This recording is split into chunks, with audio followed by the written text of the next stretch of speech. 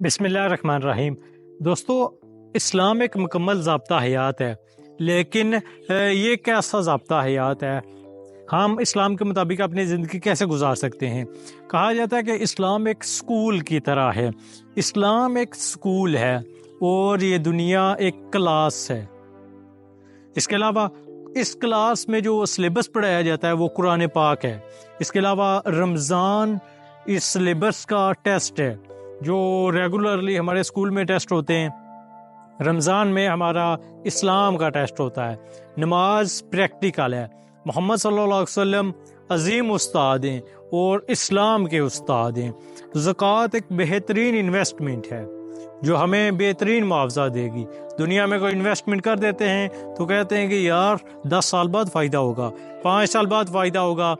ज़कात ऐसी चीज़ है जो आपको आखिरत में फ़ायदा देगी।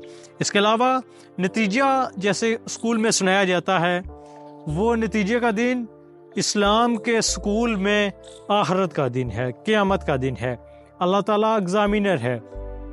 जैसे स्कूल में पेपर हो रहे होते हैं तो एग्ज़ामिनर होते हैं, वैसे ही अल्लाह ताला एग्ज़ामिनर है, लेकिन वो फ़ैसला आखिरी दिन सुनाएगा कि जीता कौन और हारा कौन।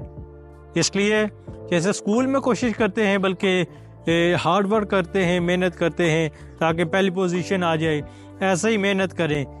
हमें मेहनत करनी चाहिए दुनिया में भी और आखिरत में भी। दुनिया में रह कर ही हमने आखिरत बनानी है। दुनिया एक क्लास की तरह है जिसमें कुरान पाक सिलेबस है। कुरान पाक की तालीमात हमारी कामयाबी और फलाह की ज़ामन है। इन्हीं तालीमात की रोशनी में हमने कामयाब होना है। अल्लाह ताला से दुआ है कि अल्लाह ताला हमें कुरान पर, उसकी तालीमात पर और दीन इस्लाम पर इस्तिकामत अता फरमाए।